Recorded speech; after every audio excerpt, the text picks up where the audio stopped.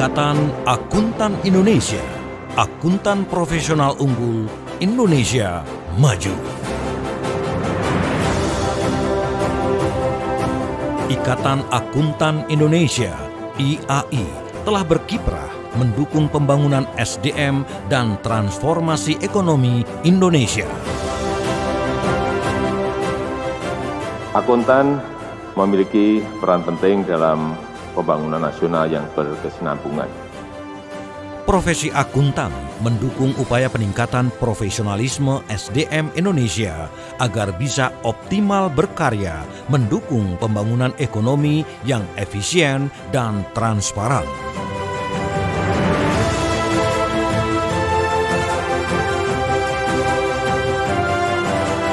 Melalui Prakarsa 6.1 yang telah ditetapkan sebagai program umum Dewan Pengurus Nasional IAI periode 2018-2022, IAI siap berkarya mengawal perekonomian bangsa ini menuju Indonesia Emas 2045. Saya sangat mendukung rencana IAI untuk mempercepat program sertifikasi agar para akuntan di negara kita memiliki kreativitas, inovasi, keterampilan, dan memiliki daya saing, dan sekali lagi dalam rangka mendukung pengembangan ekosistem kita yang lebih akuntabel, lebih efisien, goal-oriented, dan inovatif. Tanggung jawab itu terwujud melalui Chartered Accountant Indonesia sebagai identitas akuntan profesional Indonesia dan telah mendapat pengakuan kualitas secara global.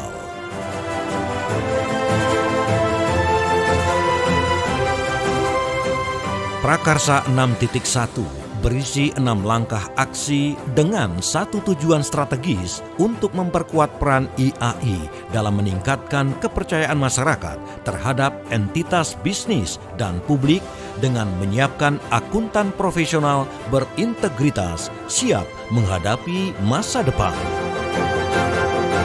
IAI melaksanakan tugas dan tanggung jawabnya menyusun standar akuntansi keuangan dan standar profesi, melaksanakan ujian sertifikasi, serta aktivitas keprofesian lain mengacu kepada International Federation of Accountants dan Chartered Accountant Worldwide.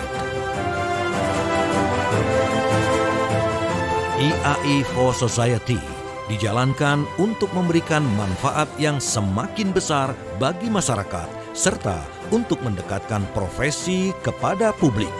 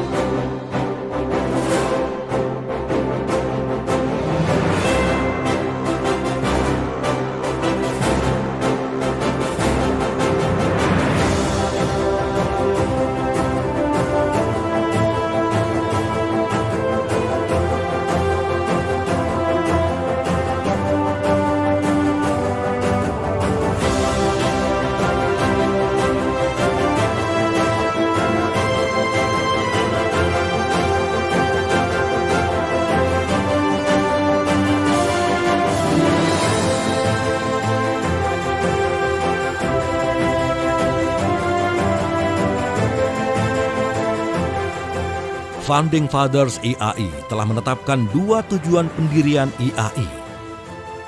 IAI dibangun untuk mempertinggi mutu pendidikan akuntan dan meningkatkan kualitas pekerjaan akuntan Indonesia.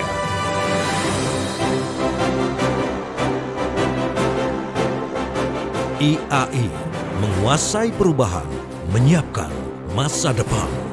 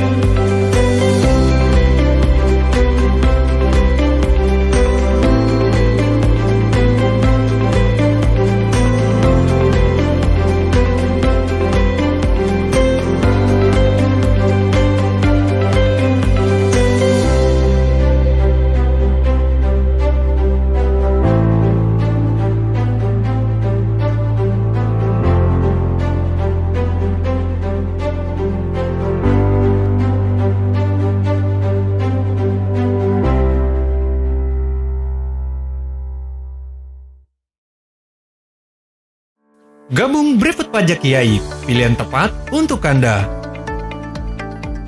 Pelatihan Brevet IAI, ahli pajak, bedah substansi, temukan solusi.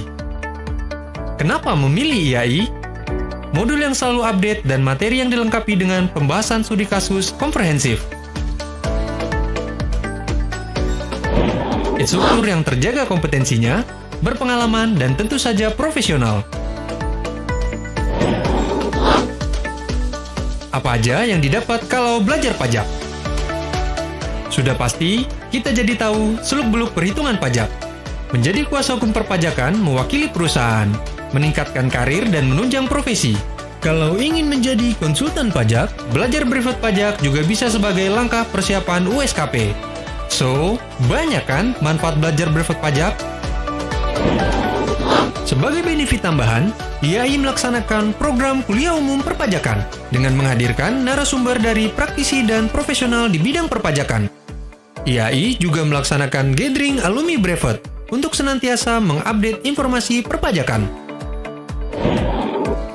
Kalian juga tidak perlu bingung, karena IAI menyiapkan berbagai pilihan waktu belajar, jadi dapat disesuaikan dengan kebutuhan. Bagi teman-teman mahasiswa, IAI juga memberikan harga khusus mahasiswa aktif.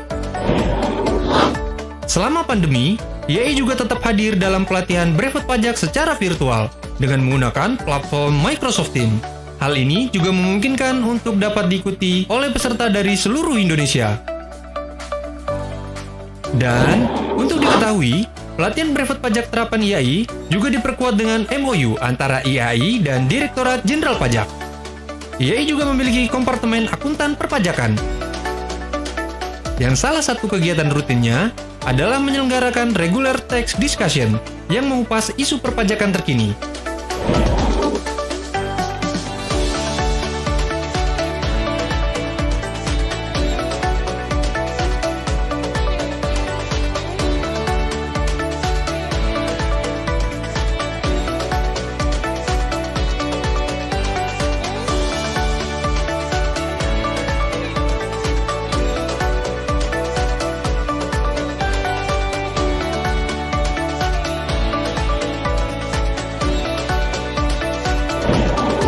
Pelatihan brevet IAI hadir di 6 Knowledge Center di Jabodetabek.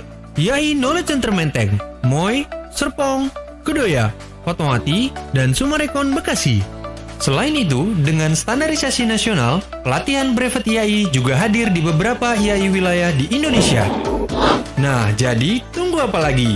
Ayo segera daftar pelatihan brevet pajak terapan IAI. Pelatihan brevet IAI, ahli pajak, bedah substansi, temukan solusi.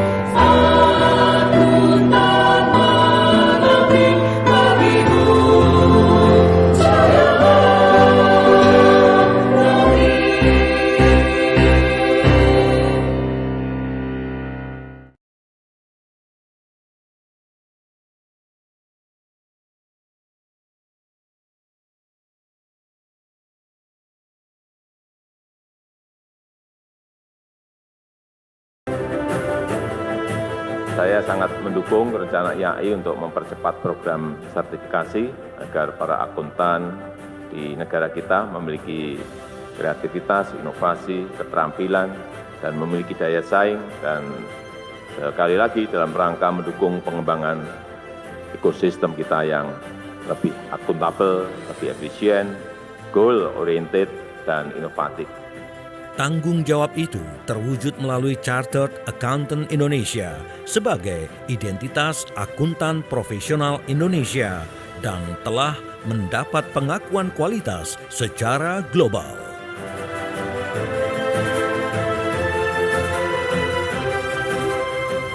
Prakarsa 6.1 berisi 6 langkah aksi dengan satu tujuan strategis untuk memperkuat peran IAI dalam meningkatkan kepercayaan masyarakat terhadap entitas bisnis dan publik dengan menyiapkan akuntan profesional berintegritas siap menghadapi masa depan.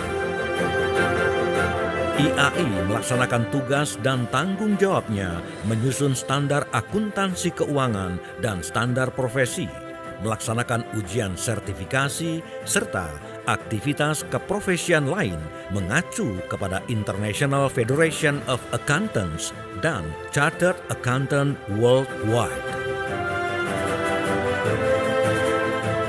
IAI for Society dijalankan untuk memberikan manfaat yang semakin besar bagi masyarakat, serta untuk mendekatkan profesi kepada publik.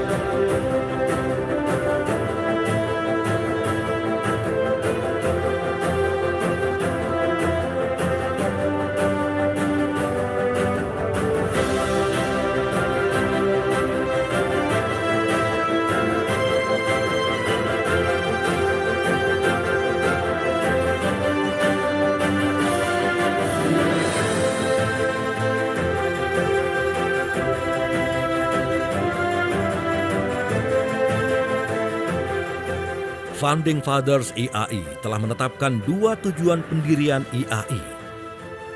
IAI dibangun untuk mempertinggi mutu pendidikan akuntan dan meningkatkan kualitas pekerjaan akuntan Indonesia.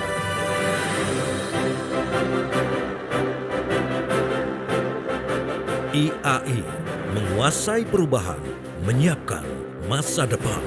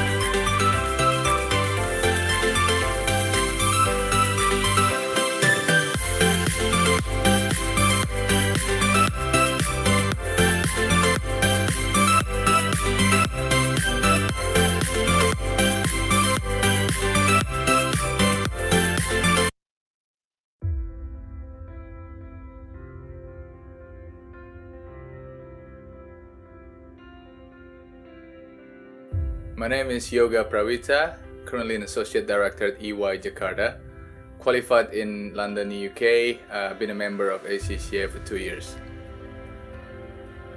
Being an ACCA member means that I'm part of the global network that ACCA has got. And also ACCA gives you credibility as a finance professional. to work globally and locally. ACCA certainly has given me lots of opportunities and has helped me a lot early in my career.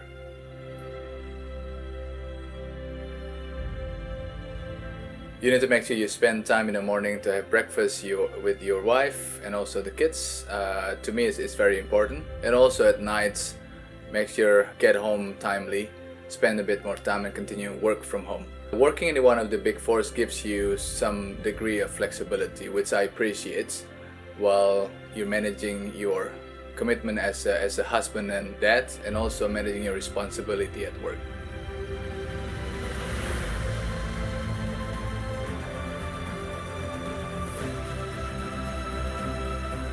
My name is Lasma Pujianti Saradistio. I currently work at Pasar Jaya as finance and accounting head. Being an ACCA member, I am more confident in making decisions on a daily basis. I minimize the risk and maximize the result. There's a lot of job opportunities open for me. They give me higher salary, higher benefit, higher take-home pay, higher position. The best thing about my job, I can contribute more from my hands, from my thinking, from the teamwork here, because we try to contribute to make 8 million people life better than yesterday. The challenge for professional accountants in the 5 to 10 years is basically the competitions with artificial intelligence. You might already aware that computers, AI, are capable of taking over any works that are being done repetitively. And we understand in accounting fields, there are a lot of works we do are actually repetitive works. Those will be taken over by AI. In essence, you have to be expert in exploiting your minds to analyze, to make decisions, and to solve problems. Only by having that, you can survive. Now, with all those challenges that you are facing, the question is now, what ACCA can do for you? Now, let me say this.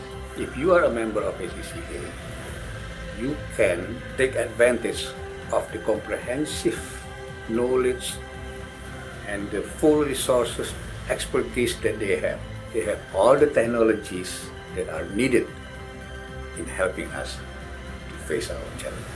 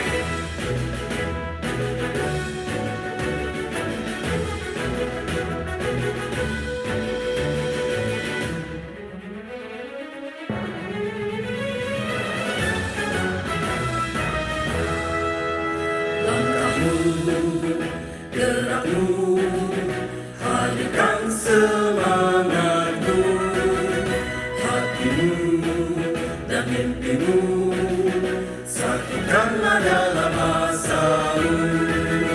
Tunjukkan baktimu, kuatkan imanmu, raihlah prestasimu.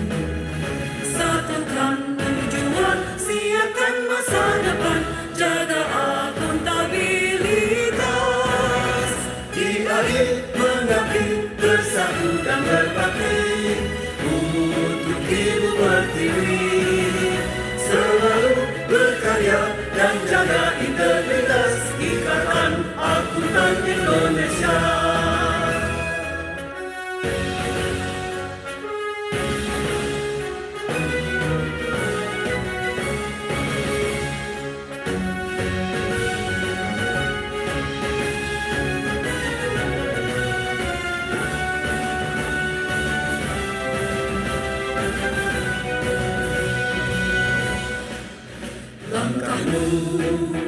gerakmu, hadirkan semangatmu, hatimu dan mimpimu, satukanlah dalam asamu. Tunjukkan baktimu, kuatkan imanmu, raihlah prestasimu. Satukan tujuan, siapkan masa depan, jaga akuntabilitas. IAI mengabdi, bersatu dan berbakti untuk ibu pertiwi. Selalu berkarya dan jaga integritas. Ikatan Akuntan Indonesia, Ikatan Akuntan Indonesia.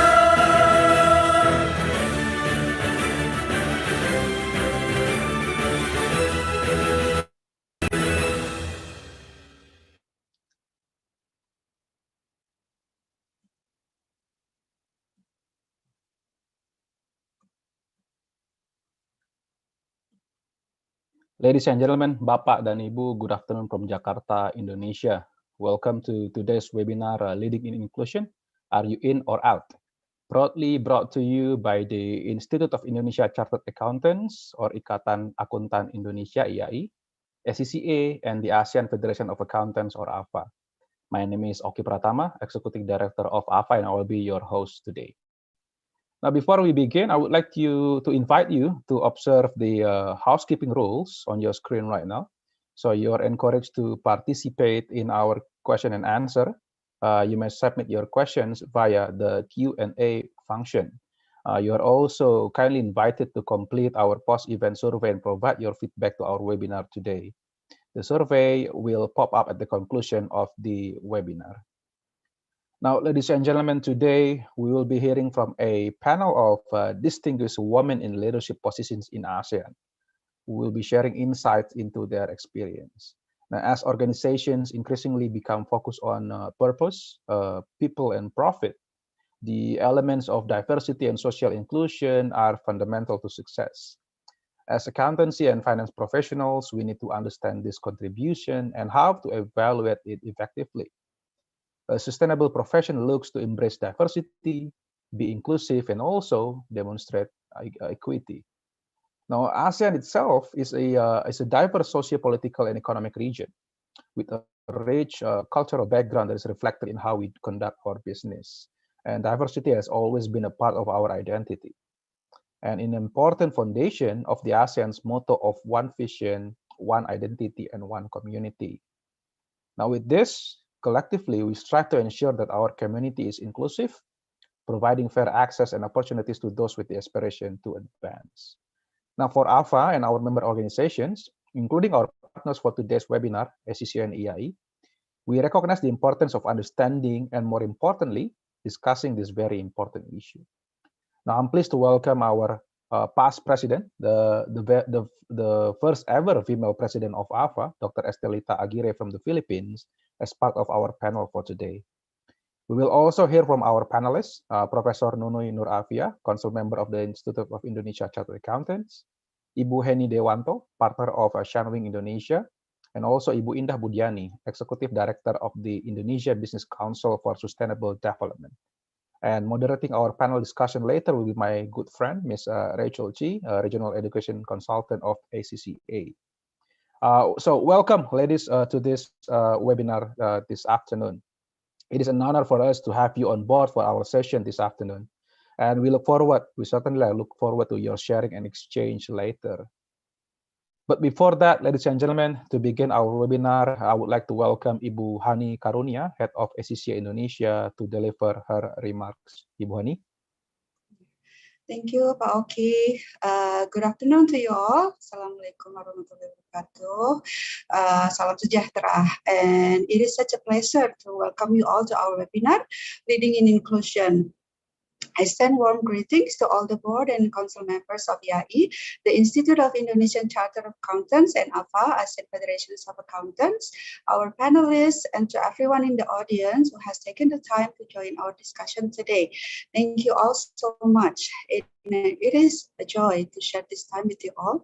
It is an extra privilege to join you for this event, in particular because the theme raises one of the most important questions of our time: inclusion, how we lead on inclusion, how we build businesses that can thrive in a world that can respond to the changing demands of the age. Among those demands is a growing insistence that businesses must reflect the endless diversity of society and respect the needs of all sections of our communities, all people, regardless of their gender, their race, their faith, their social class, or anything else. This is a crucial issue because the world is so complex, it is infinitely varied, and businesses which don't reflect that reality will presumably fail. It is a mark of how far we have come on the subject that we can draw such a lively and engaged audience for an event like this. A generation ago, issues to do with inclusion were seen as a removed from the mainstream of corporate priorities. Now, in 2021, organizations everywhere have grasped that diversity isn't a nice to have, simply window dressing for a shareholder, corporate prospectus or a corporate mission statement. It is correctly viewed as absolutely essential that businesses are in touch with their customers' lives and attitudes, and this is not an abstract wish. Customers demand it of the organization they trade with and support, and it is right that they should. It is also true that businesses are in a fight for the best talent. They all want to get the best people in their business. And it makes no sense to build barriers to entry. If you're recruiting from less than the full field of available skills and experiences, you are giving your competitors a big advantage. Why would you do that? I'd like to say a few words about ACCA's achievements in inclusion. We were founded in 1904 by a group of forward-thinking accountants who look at the way traditional bodies ran the profession. They knew it was wrong. Entrance was confined to men and only men, all drawn from a narrow social class and background. Our founder, a man named Arthur Burdell, decided to do something about it and issued a statement which stands the test of time. He said that ideal was to give everyone who intended to take up the profession and could prove by examination their fitness and experience. An opportunity of joining an association which would provide them with the qualification they could use. Everyone, no exceptions. And it worked. ACCA spread around the world quickly, and it is why today we are the leading accountancy body in the world, with 233,000 members and 536,000 future members in 178 countries. It's why our global governing council is made up of members from every continent on the planet, the majority of them also women. This year, we published a report devoted to this issue called Leading Inclusion, based on a survey of more than 10,000 of our members and future members. 73% of people felt that accountancy was an inclusive profession, which was good news, but it also sounded an alarm because it meant that 27% felt that there was more to do. It meant that complacency is not an option if we sincerely wish to make our profession truly and fully diverse, and I know that we do. I believe that this event today is an important landmark for our profession in Indonesia. I believe it demonstrates real determination, true dedication, and a strong desire to do all we can to make sure that business is open to all people. I believe that we can all play our part in our own communities and in our own workplaces to help ensure that anybody with enough ambition, talent, and vision can build a career and make a life in finance, regardless of who they are or where they come from. Okay, without further ado, I'll let the committee of the event and also Pak Oki take charge. Thank you all so much and have a great day. Waalaikumsalam. Thank you, Ibu Hani, and we certainly look forward to continuing our excellent relationship with you and ACCA, and also learn from your expertise and insights into our topic for today. Now, I would like to invite Pak Edward Tanujaya, Director of Membership and Partnership Services of IAI, to deliver his remarks on behalf of the Institute. Silakan, Pak Edward. Thank you, Pak Auki. Good afternoon, dear speakers and panelists, and also, ladies and gentlemen, Bapak dan Ibu, participants of today's webinar.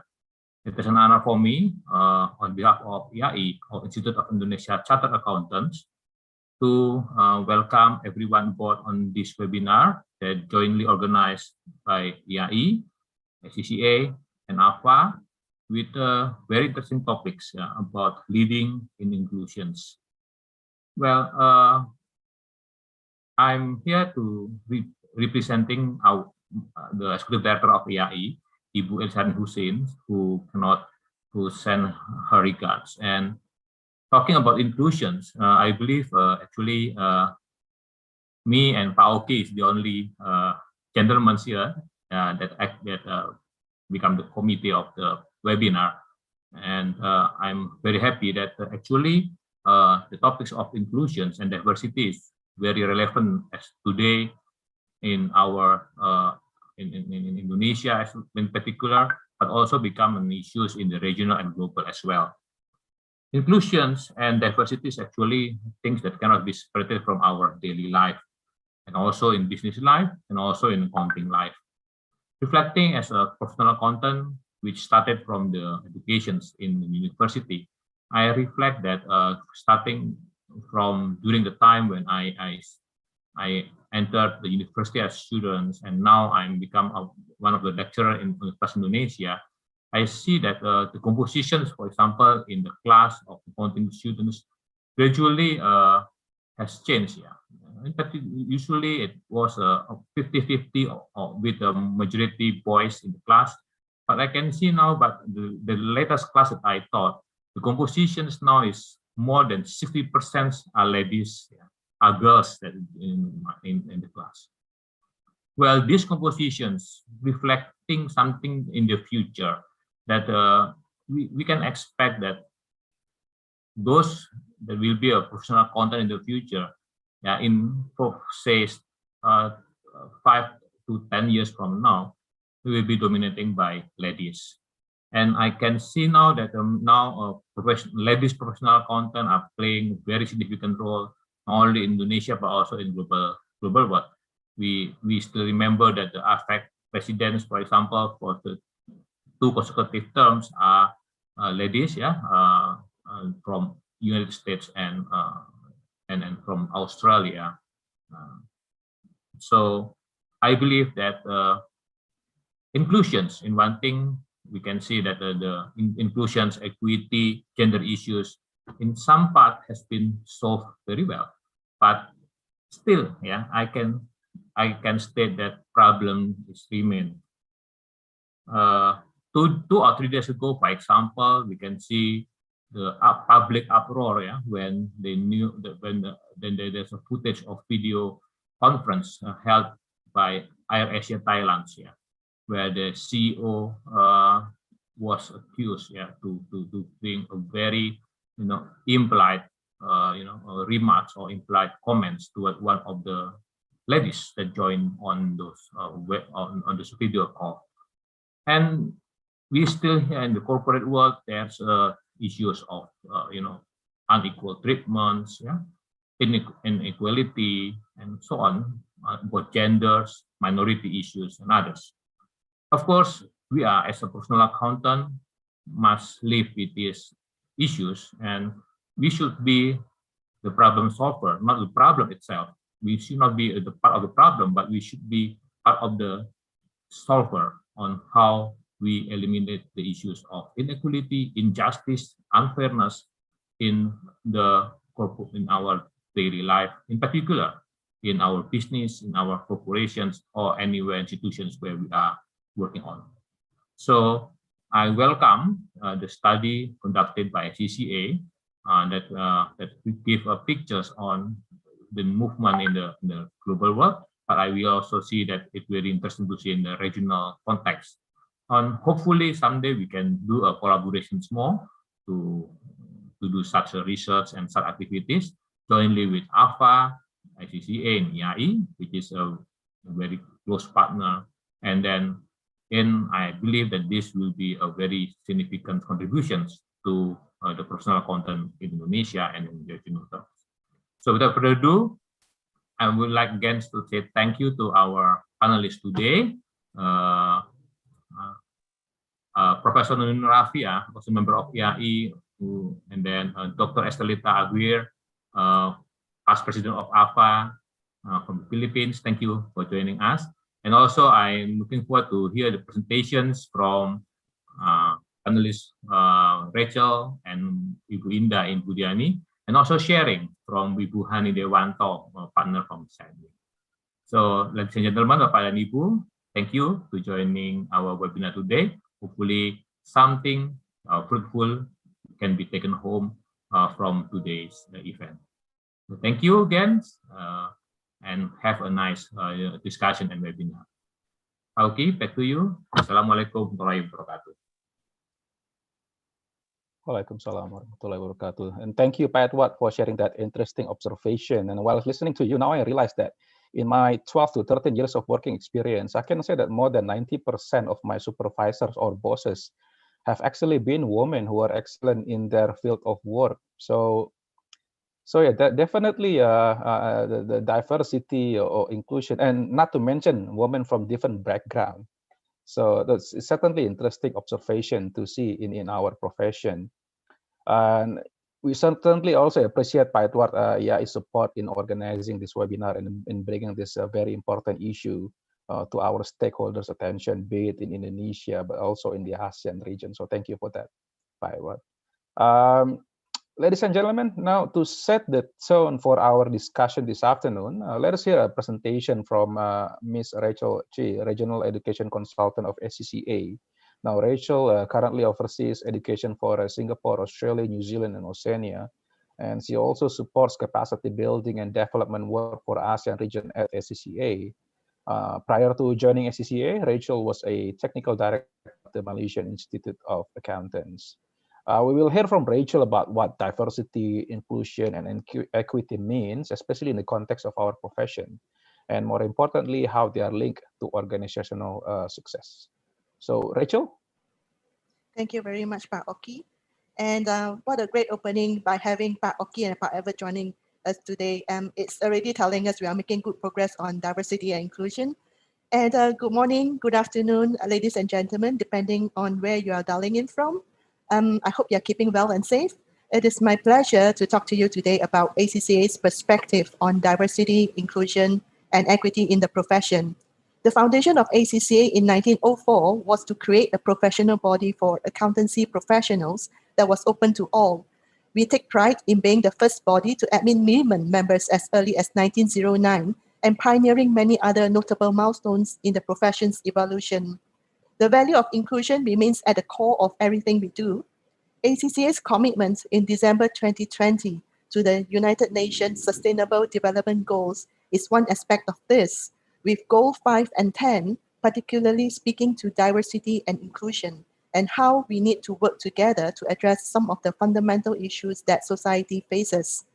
One thing that the pandemic has taught us is the need to reappraise ourselves. The rebuilding of our lives, our economies, and our profession can and should be done in ways that challenge our accepted norms. We should pause to think how we can do better. Diversity and inclusion are collectively one key component of this, building towards a better world where all have the same range of opportunities available to them. This presentation is based upon our research report, Leading Inclusion, in which we have taken the opportunity to consider whether the accountancy and finance profession is inclusive. Are we truly equitable in our treatment of others? And does the accountancy profession genuinely provide equal opportunities for all? Let us probably dive straight into the presentation. Let me just share my screen.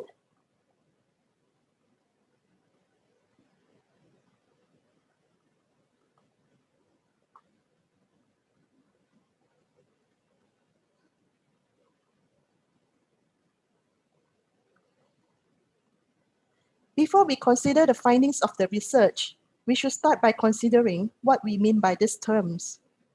As the quote from a Goldman Sachs advertisement suggests, there are terms that we all have in perspective on, some of which may be common, but all of us may well have variations in. One thing is certain, it is a broad definition, not a narrow one. Many people seek to define these terms by the use of analogy. This helps us understand the nature of the conversation. As an ACCA member, for example, suggested that diversity and inclusion were analogous to cooking, where inclusion was the recipe and diversity the ingredients.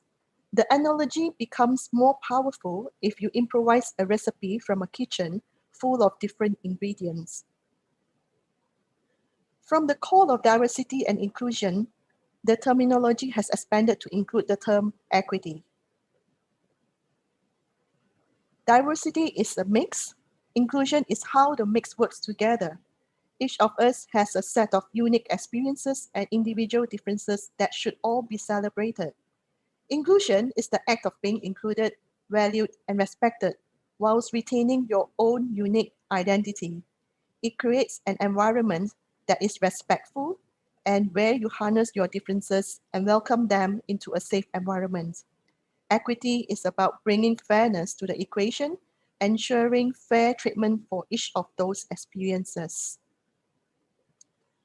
Fundamentally, we need to appreciate that the diversity agenda embraces a wide range of facets of our society. To focus on only one is to ignore the importance of the rest. Therefore, too narrow a definition of the diversity or too much focus on one aspect over another can of itself lead us to being divisive. As individuals, we naturally have biases. They arise as we develop through childhood and are the product of the social and economic environment in which we live. Biases will clearly vary by generation and location. It is important to recognize that we can be biased across many components of the agenda. In the discussion of diversity and inclusion, two forms of bias are recognized, the conscious and unconscious. We use shortcuts in our mind, such as our history, background, and past experiences to facilitate the unconscious processing. But this introduces biases based upon these past experiences. Evidence suggests that many of our biases form around the age of 7.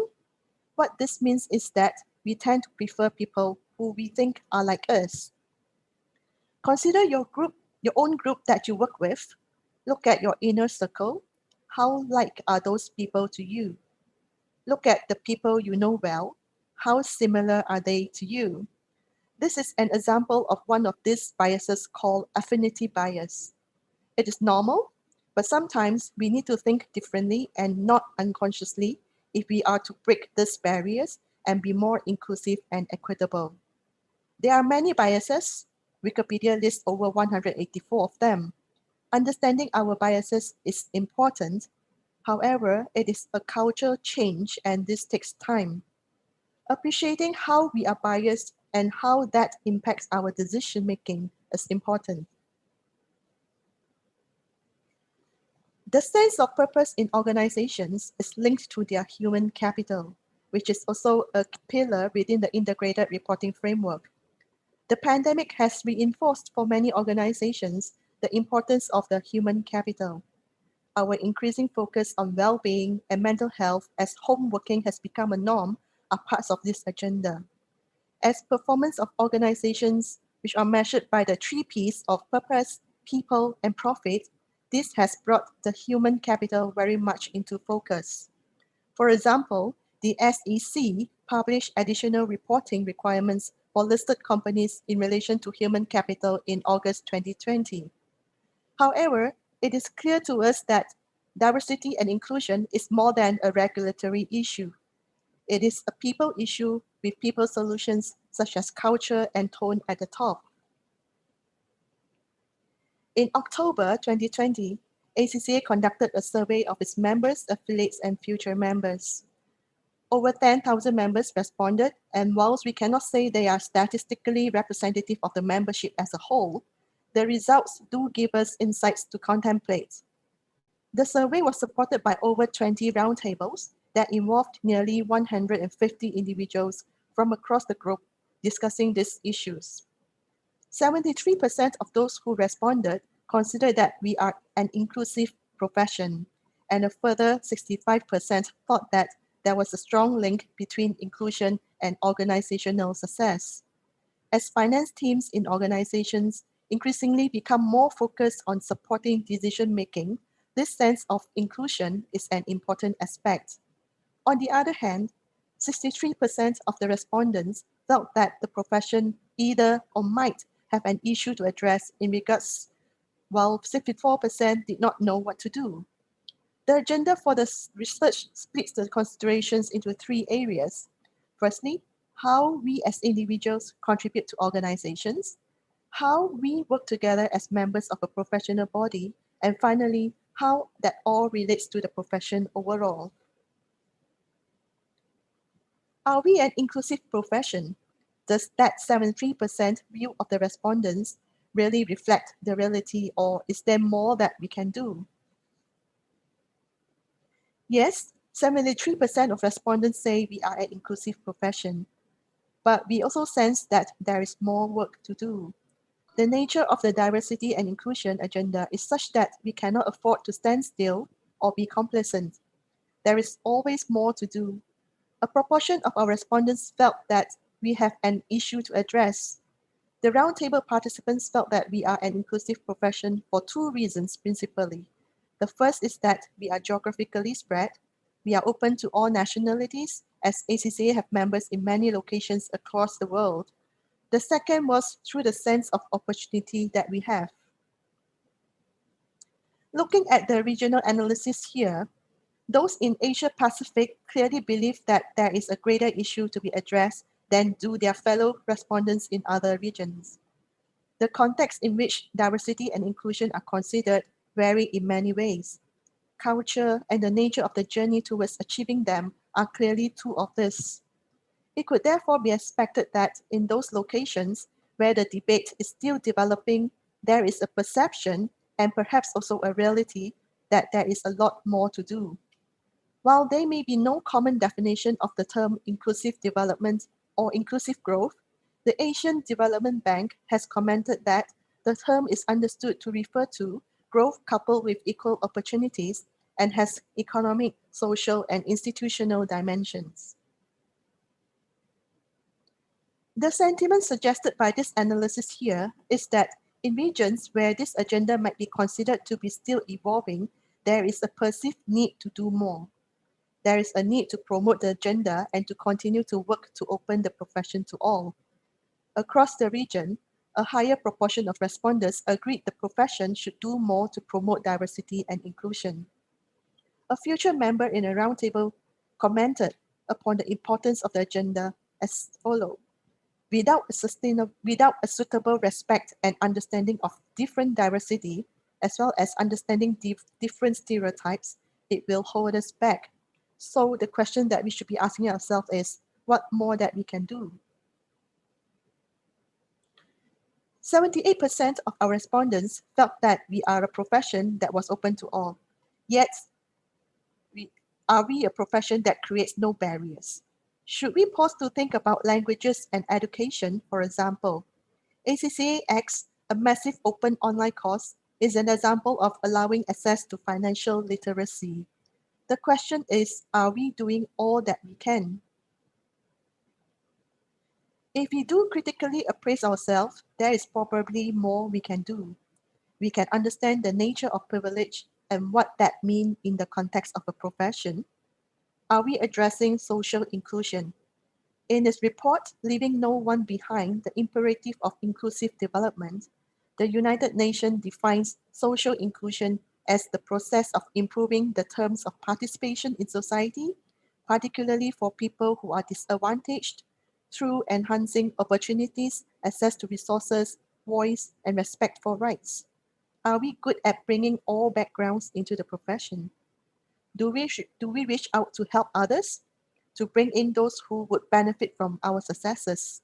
Do we tell the story to those in the early years when their biases start to take shape? We are the guardians of financial literacy. Do we do it? The finance professional is fundamental as influencers and connectors to decision-making, which shapes the future of organizations.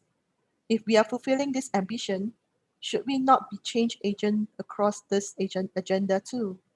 After all, we believe that diversity improves decision making. The development of diversity and inclusion agenda in an organization can be tracked on the journey from regulatory compliance to cultural change. We can consider this evolution to 5 phases. Firstly, basic. While the organization might reorganize the agenda, there is little activity beyond that required for legal and regulatory purposes, often at the local level. Responses tend to be tactical in nature. Moving to the next stage, awareness, the agenda is recognized as a business benefit, and an inclusive culture is recognized as an element of business success. Grassroots engagement is started and measured on a local basis. Moving on to the next stage, understanding and application. Organizational leadership recognizes the importance of diversity and inclusion. It can demonstrate that it is implementing appropriate strategies that are designed to create an inclusive work environment. Governance may be established at this level. Moving on to integrated stage, diversity and inclusion are fully integrated into day-to-day activities. Leadership is committed to creating an environment that encourages the right behaviors. Activities support the requirements at the local level, but are congruent across the organization as a whole. Diversity and inclusion are embedded into HR and organizational systems and processes. And finally, moving to the sustainable stage, diversity and inclusion are part of business as normal and are embedded in day-to-day activities. The impact on organizational performance is clear, and the activities enhance both business strategy and commercial advantage. The internal and external brands of the organizations are aligned. It is worth noting that not all organizations need to be at the top level, rather to recognize the nature of the journey. So, why does this matter in the workplace? As we have seen from the survey, 65% of our respondents feel that there is a strong link to organization success. There have been many studies, including the often quoted ones from McKinsey, that provide statistical evidence for this. So we know it makes sense.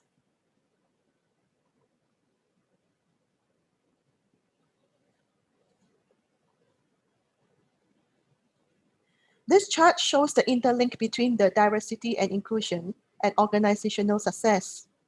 The chart on the left showed 65% of the survey respondents believed that there was a strong link between diversity and inclusion and organizational success, with a further 24% stating that it was marginal.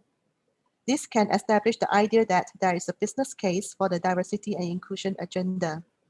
When this is analyzed by region, there's some degree of variation, but majority of Asia-Pacific respondents are attributing at least marginal link, suggesting a strong business case for advocating diversity and inclusion in the workplace. There are several benefits that our respondents are seeing in an organization that embrace diversity and inclusion. A variety of opinions. This is vital in the customer-centric world where organizations are increasingly working to understand customers' behavior. Better decision-making. If we are at the heart of decision-making, then doing what we can to improve this is essential. Improved employee engagement. If more people are involved, then it is easier to make progress, one of the fundamentals of change management. However, we also need to recognize that different generations think differently. As one interviewee highlighted that Generation Z, these are those generations who are between the age of 18 to 25, may see the issue differently. And if we do not understand this, the implication may well be that the emerging generation rewrites the rules on their terms. Our survey respondents, however, did not consider that diversity and inclusion help in every area. These are 3 where they were less certain of the benefits. Yet there is some evidence that those companies with below average diversity scores on their management teams generated 26% more revenue from innovation, whereas those who had above average diversity scores generated 45% more revenue from innovation. Those factors that are ranked as higher perceived benefits provide intangible benefits. Having a variety of different perspectives was seen as a significant benefit for proponents of diverse and inclusive workforce. The strong link to improved decision-making is one that is clearly identified by many respondents as a clear benefit of inclusion and equity in the workplace. These were especially true among younger generations compared to respondents of 36 years old and above. Other benefits, according to our survey, respondents are higher employee engagement and increased creativity by bringing a breadth of different views and ideas. On the other hand, it's worth noting that the breadth of different views in taking decisions may bring limited benefits to the speed of decision making, as it was not seen to contribute to faster problem solving. These results also challenge the perspective that there is an alignment to areas such as reduced employee turnover and better hiring results. Nor did our respondents believe diversity and inclusion will lead to an increase in profits. As accountancy and finance professionals, we look at things through financial lens, none more so than when developing a business case. So what is the business case for investing in this agenda, especially in a time when organizations have focused on short-term liquidity and controlling costs to manage through an uncertain world? It is a longer-term benefit, of that there is no doubt. At the core is the culture of the organization, as we have seen from our maturity model. That said, it is also a case that cannot be proven on pure financial grounds.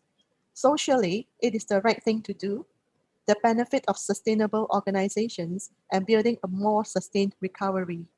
This can be harder for smaller organizations, but it is just as important to recognize.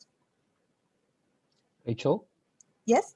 perhaps 3 minutes to wrap up Yep, your presentation, sure. if possible. Thank No you. problem. Sorry for that. No problem. And a very interesting slide here that I would like to share with the audience, that is that this finding is really coming from a survey that was conducted by ACCA among the Generation Z. This generation is igniting the imagination of businesses around the world as the exciting new generation of talent stepping into the workplace now, shaping the future of work. And this generation has identified income inequality as their top 5 concern about the future. This is a generation who clearly have concerns about their livelihood, personal well-being, mental health, and retirement. This finding further validates the importance of the diversity and inclusion agenda moving forward. We also asked whether we are comfortable being ourselves at work. Bringing our whole selves to work means showing up authentically, leading with humility, and remembering that we are all vulnerable, imperfect human beings doing the best we can.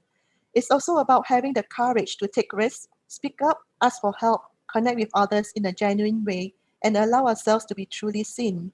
It's not always easy for us to show up this way, especially at work. And it takes commitment, intention, and courage for leaders and organizations to create environments that are conducive to this type of authenticity and humanity. While we may feel that 64% tell us a positive story, it also tells us that a third of our respondents did not feel that they could be their authentic self at work. That third ought to be troubling us. Why is this? The accountancy and finance profession has long been seen as an area where, in certain circumstances, long hours and antisocial working practices can dominate. The profession needs to be mindful of the reputation that it has and understand how to manage itself. It needs to find ways of using technology to smooth workflows and peak periods. It needs to question the dominant male-dominated culture that is perceived as still being in place. To embrace diversity and inclusion, it is important that it's not to be left to just one side, as it is about the fabric and future of the organizations that we are involved in. A key aspect of diversity and inclusion agenda is the organizational culture. This stems from the tone that the organizational leaders set. Having considered the case for diversity and inclusion and explored the attitudes of our survey respondents, the final consideration was whether they believe they understood the steps that they take to promote diversity and inclusion in their workplace. So what role we can play as accountancy and finance professional? How do we live this value? Our survey respondents felt unsure as to what to do. Over half felt that there was more that they could do. The evidence from the survey is that the degree of the understanding of the steps to be taken and the importance of the issue are more appreciated in the younger generations than the more senior ones. Knowing the right thing to do can be a challenge, especially as we have a fear of not doing the right thing. While organizations can develop a culture that supports diversity and inclusion, it is our responsibility as individuals to progress the agenda through our actions. Diversity and inclusion agenda are most successful if we as individuals are committed to them. Here are some recommended actions that we can be taken to support this agenda. Inclusion is a broad topic and there's more that can be said and can be covered in this presentation.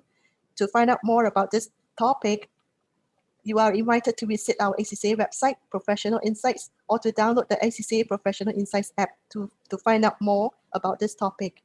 With that, I'll hand the session back to Oki. Yes, thank you, Rachel, for that comprehensive presentation.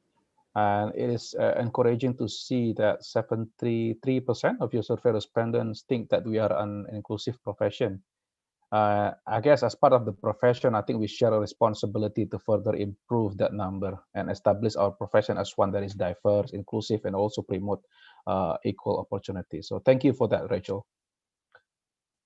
Okay, next, let us hear from our second presenter, Ibu Indah Budiani. Ibu Indah is the Executive Director of the Indonesia Business Council for Sustainable Development, having served in various roles within the council for almost 5 years. Now, the IBCSD is a CEO-led association of companies operating in Indonesia who share a commitment to promoting sustainable development through sustainable economic growth, ecological balance, and social progress. IBCSD provides a platform for businesses to share and promote best practice in tackling risk and taking advantage of opportunities related to sustainable development. Welcome, Ibu Indah. Thank you for allowing your time to share your insight with us this afternoon. So silakan Ibu, the next 20 minutes are yours. Thank you, Pak Oki. Assalamualaikum warahmatullahi wabarakatuh. Good afternoon, everyone. Ladies and gentlemen, all respected speaker and also panelists. First of all, I would like to thank for the opportunity inviting IBCSD to talk about inclusion. So I would like to present how inclusion can sustain the business. So it will be more on the context of sustainable business, yeah. But before, I would like to introduce you about IBCSD so you can get more understanding about what I will explain. Next slide. So IBCSD is a chapter of the World Business Council for Sustainable Development, our parent organization, headquartered in Geneva, Switzerland. So while WBCSD was established in 1992, IBCSD was established in 2011 with 6 companies as the founding members, as you can see in the pictures. And this is 4 years of effort within the Indonesia Chamber of Commerce, or Kadin Indonesia. So as Pak Oki said earlier, yeah, we are a CEO-led association that aims to provide business leadership as catalyst for changes towards sustainable development.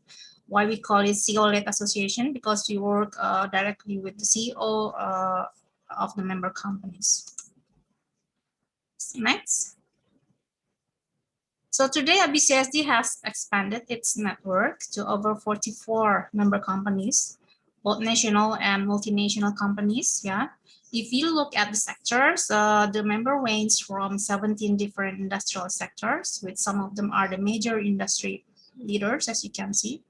Here we have banking sector, we have energy, we have food and beverage, we also have mining, forestry, and agriculture, yeah, as you can see on the slide. Next. So inclusive business, if we look at the definition, it is an entrepreneurial initiative seeking to build bridges between the business and low-income population for the benefit of both, yeah. So the business and the low-income population, or BOP, we call it BOP because bottom of pyramid. But now the scope of the inclusive business is expanded, not only refer to those of low-income population, but inclusion is also applied for people with disability or probably also gender. But in this presentation, I would like to focus more on the low-income population or the bottom of pyramid. But I hope you can get the idea because it applies the same, yeah, either to people with disability or could be in terms of gender or women inclusion, which in sustainable business, we prefer to call it diversity. So an inclusive business, therefore, is one which seeks to contribute towards poverty alleviation by including lower income communities within its value chain, while not losing sight of the ultimate goal of business, which is to generate profit. So the emphasis of an inclusive business remains profitability, and low-income population are integrated within the business, either as suppliers, distributors, or consumers of the goods and services provided by the companies. So here there is a quote from the former president of WBCSD. He said that business cannot succeed in societies that fail, likewise where and whenever business is stiff, societies fail to thrive. So if the company doesn't have any ability to buy the product or the services, the company cannot sustain. So that's the main idea of the inclusive business. So on the next slide, if you look at this picture, you can see where the concept of inclusive business lies between social benefit and economic benefit, and also between philanthropy, non-profit, and commercial venture profit making. So you can see for philanthropy, it gives social benefit, but only help the societies in the short terms, but it's not self-sustaining. Usually it is on the form of supporting local event, which is very short terms. When the budget is not allocated anymore due to the lack of fund, for example, the program is stopped. While if the company also to commercial, it doesn't provide sufficient help to the community. As you can see, the social benefit is low. So this is the inclusive business. If you can see the green box, it gives benefit to the society, but also it is part of the profit-making strategy. Involvement of low-income people or BOP communities in business, as I said earlier, not only as the consumer, but could be also as employee, supplier, or small investors. Company establish business relationship with the low-income community with a view to integrate them within the value chain. Such relationships generally fall within one or two broader category, which is first, where the company integrate the low-income people as consumers. So company make available quality goods and services which low-income population need and want at price they can afford. Second, company integrate the low-income people as supplier or distributor, so they are part of value chain. So low-income population are business partner, supplier, and or distributor. By including small local entrepreneur in the value chain, company can create jobs and speed up the transfer of skills. Next slide. So doing business with low-income population and opening up new markets require recognizing the potential contained within a large unexplored market, usually ignore in favor a smaller group of wealthier customers. As a business concept, inclusive business offers companies the opportunity to contribute towards poverty alleviation while increasing prosperity and creating opportunities across the board. The originality of inclusive business lies in the fact that it is based on a vision of alleviating poverty, which doesn't contradict the fundamental role of the business, which is to generate profit. Its success lies in considering the actual needs, ability, and conditions of low-income population. On the next slide, you can see that business and community benefit in those two types of relationships. As you can see on the slide, the low-income community as supplier or distributors. So the business benefit are security of supply, traceability, and quality control of raw material, lower transaction costs, service, access to knowledge and local networks, better relation with the government, positioning in fair trade. So this is where the low-income community is distributor.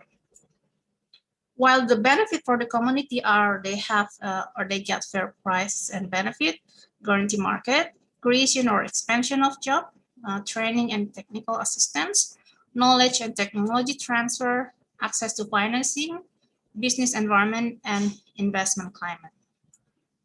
So while on the green box, you can see the low-income community as consumer, where the business benefits are access to new market because they have goods or services that are affordable for the low-income community. And the company can increase earning because of that. The company can increase the brand value and positioning to catch future market growth. transfer of innovative product to current market, while the community benefits are greater access to quality product and services, lower accessible price, better quality of life, and increased productivity because they can access the goods or services. On the next slide, you can see a new way of assessing profits. So the chart illustrates a typical profit path for a new product of business. You can see the gray curve, yeah. It also demonstrates how an inclusive business can yield indirect benefit with the blue curve and external social benefit with the green curve, which supplement direct profit. So taking these factors into account can significantly enhance the total value created by business. This additional value creation makes the business proposal a lot more attractive to external sources of funding, particularly those organizations that seek to finance companies with generate social benefits. So if you heard about impact investments, more or less it's about this. Similarly, for an investor, evaluating the profitability of an inclusive business demands a long-term perspective in order to adequately gauge the value of the indirect benefits of the company. When these additional factors are taken into consideration, inclusive business opportunities can become financially more attractive for investors. So on the next slide is an example on how the concept inclusive business is implemented. So this is the case of development of small coffee producer. So the problem is 90% of coffee farmers are poor, with farm ranging in size from half to 5 hectares, but only 24% of farmers have direct access to export market, while remaining the 76% have difficulty accessing this market. So it makes them become dependent on local intermediaries who offer much lower price.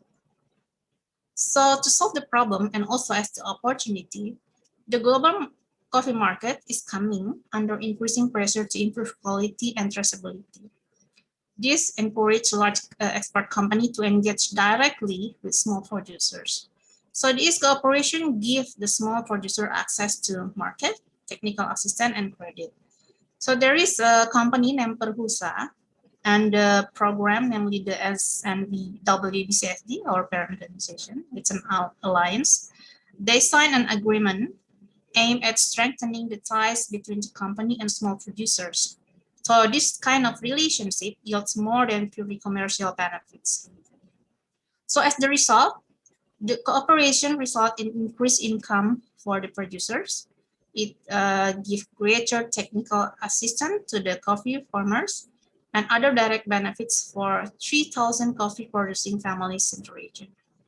And this is good for companies because they can improve the quality of the coffee, and also they can trace where the coffee from, since now transparency is a requirement in sustainability world. Next slide is still another example. This is the development of public transport and fishing micro entrepreneurs. So the company name Aguaitia Energy del Peru. So this is based in Peru. This is a company who produce and sell natural gas and also LPG and also natural gasoline. It has reserve of some 40 billion cubic feet of natural gas and 20 million barrel of liquid gas. So the company found itself in conflict with the local population. So the company tried to think how to develop an approach to work with the community. So the company developed a project. They have a program that convert petrol, run vehicle and engines, convert it to LPG. It also includes a program involving the donation of LPG cookers to housewives and local restaurants, and provide milk and cereal to low-income groups. So the company has invested some funds to convert motorized rickshaw and peke-peke, it's kind of canoe, yeah, perahu, and use LPG. The company also encouraged the use of gas freezer among the artisanal fishermen who has adequate refrigeration chain to keep the fish fresh. So they promote their product, which is gas. So as the result, it saves resources for the micro entrepreneurs. It reduced the harmful emission, and it improved family relation and drop level in domestic violence in community level. Most importantly, trust between the company and the community has been achieved. Money is saved, pollution is reduced, and quality of the people's life has improved. So probably on your profession as accountant, there is research that valuing the cost of conflict. You can see it on our website. So next, I think this will be my last slide. So maybe you are wondering what is the role of IBCST? So here is our role. First, promoting inclusion as part of sustainability or awareness. So we also provide capacity building. We initiated a working group on inclusive business back in 2015, if I'm not mistaken. And at that time, this was very challenging because not everyone understand about sustainability and also inclusion. And our role also to promote program and project development. Usually we develop program with our member. We promote pilot at member companies. So at that time we identified who are our members who has possibility to pilot inclusion. And also our role is to conduct advocacy. We provide platform for discussion, focus group discussion, roundtable discussion. We invite private sector and some experts to have discussion. And lastly, we conduct research. So we at that time supported a scoping study on the market potential for business bottom of pyramid enterprises in Indonesia. So I think that was my last slide. Pauki, back to you. Thank you very much. Thank you. Encouraging to see that linkage between inclusivity and promoting sustainability. It's also interesting to view this issue from a, I guess, a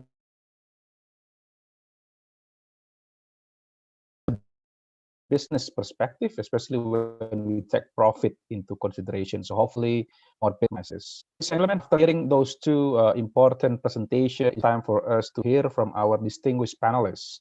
So Dr. Estelita Aguirre, Professor Nunung Nur Afia, and Ibu Heni Dewanto. Joining them will be our presenters, Ibu Indah Budiani, and also our moderator, Ms. Rachel Chi. And before we start, again, I would like to remind our audience to submit your questions via our Q&A. Our moderator will refer to your questions during our Q&A. Rachel, I would like to pass the session to you. Thank you, Oki. And thank you very much, Ibu Indah, for the very insightful presentation. I particularly love the examples that you have shared on businesses that embrace the inclusion agenda towards building a better world where all have the same range of opportunities. Thank you so much for that. And thanks for joining us in this panel discussion. And we are also privileged to be joined by three ladies in this session. If I were just to provide all of us here a brief introduction of another three panelists who will be joining us. Firstly, Professor Nui Nui. Professor Nui Nui is the member of the Institute of Indonesia Chartered Accountants, IAI National Council. She is currently Dean of Faculty of Economics and Business of Universities Panjajaran. Professor Nui Nui was previously the chairperson of IAI Academic Accountant Compartment. She obtained her undergraduate, master's degree, and doctoral degree from Universitas Panjajaran. Her passion is not only on academic accounting, but also on public sector accounting, as Professor Nui Nui has published several books and articles focusing on public sector accounting. Next, we'll have Dr. Estelita. Dr. Estelita is a graduate of the University of the Philippines, both for her BSBA and Master in Management degree. She pursued her PhD in Fiscal Studies at the Lyceum University, her dissertation in process, while earning a PhD in Public Administration honoris causa from the Veteran School of Theology in 2017. In her professional career, Dr. Estelita has actually held several leadership positions, the most recent one being former Executive Director of the Philippine Institute of Certified Public Accountants, PICPA, former President of ASEAN Federation of Accountants, PICPA Hall of Fame awardee, and incumbent President of Asian Institute of Taxation. Last but not least, we have Ibu Heni Dewanto. Ibu Heni is partner of Shinewing Indonesia. She has more than 20 years experience in audit, business valuation, merger, acquisition, and divestment. with industry specialization in bank, financial institution, manufacturing, fintech, and many more. Ibu Annie obtained her undergraduate degree in accounting from Universitas Katolik Indonesia, Ahmad Jaya. She also holds a Master of Science from University Indonesia. Welcome, ladies. It's a pleasure for me to join the same stage with all of you. And probably to kickstart with our conversation, perhaps a very fundamental questions on diversity and inclusion. If I may just probably start with Ibu Hani. Each of us may well have our own definitions of these terms. Our understanding of diversity and inclusion will be influenced by several factors, such as the environment in which we grew up, our education, our workplaces, and our social communities. What does inclusion mean to you, especially in the workplace? Thank you, Rachel. For me, inclusion can be defined as the achievement of a work environment in which all individuals are treated fairly and respectfully, have equal access to opportunity and resources, and contribution fully to the organization's success. For me, in general, inclusion means being included and accepted, no matter the differences, being respectful of others' ideas and opinions. Inclusion in the workplace also means a sense of belonging, feeling respected, valued, and seen for who I am as an individual. A level of supportive energy and commitment from leaders and colleagues, and also others, so that we individually and collectively can do our best work. More so, inclusion is about believing that each person's differences can positively contribute to the group. Yeah, I guess it goes back to the very analogy I still remember that was actually shared with one of our members. Of course, he equates this with cooking recipe, as in inclusion, it is really that recipe, and diversity, that's where you bring in different ingredients. And the more powerful the recipe, the more ingredients that you can bring in into the entire formula. So thank you so much for this response. If I may move on to Dr. Estelita. As you can see from the ACCA's research just now, the profession has more work ahead to improve inclusion. And of course, inclusion, as we know, is a very broad term. I mean, it could cover various aspects such as gender, ethnicity, age, national origin, or physical abilities, education, etc., etc. The diversity discussion is one that is influenced by geography and culture, I believe. For example, Mercer 2014 comments that in Asia Pacific, the focus is on gender, followed by national, culture, and race or ethnicity. In other locations, the balance may well be different. So, Doctor, as an experienced professional in the Philippines, how do you see the progress in terms of inclusion, especially the role of women in leadership? Do you see any significant changes happening, for example, in the last 20 years? Thank you, Rachel, for that question. Now I can share the Philippine experience. Excuse me. In the Philippines, gender disparity in favor of men was apparent for so many years. In fact, in our own institute, the Philippine Institute of Certified Public Accountants, or PICPA, during the first 46 years of its existence, from 1928 to 1977, there was only one woman of the 29 presidents. Add 33 more years, that's until 2010, 3 more women emerged, making 4 women out of 57 presidents in 82 years. However, starting 2011, the landscape has changed. Women leaders surface out. In fact, for the past 11 years, since 2011 to 2021, this year, 8 lady presidents emerged against 3 male presidents. Can you imagine that? So I think we have reached a point when gender equality is no longer an issue in the Philippine accountancy profession. In the Philippines, we have the Philippine Business Coalition for Women Empowerment, organized in 2017. And we have the statute, the law, Republic Act 6725 has sometime, well, it was 1989, prohibiting discrimination with respect to terms and conditions of employment solely on the basis of sex.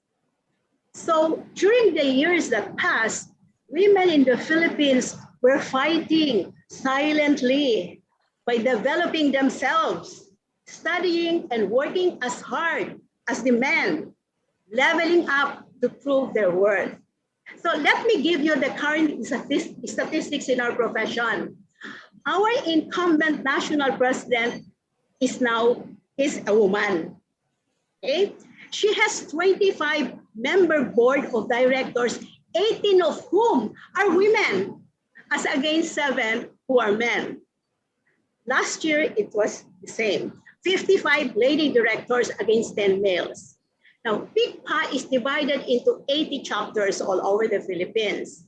And last year, 44 chapter presidents were female versus 36 male presidents. So women are now really leading the organization. Actually. Yeah, I mean, it is really a very great and interesting story. It's a very encouraging and positive one that we are hearing from you, Dr. Esther. I mean, just hold on there. I'll have more questions for you because it's really great for us to hear more about the Philippines journey in terms of achieving diversity and inclusion agenda. If I may just for now move on to Ibu Hani.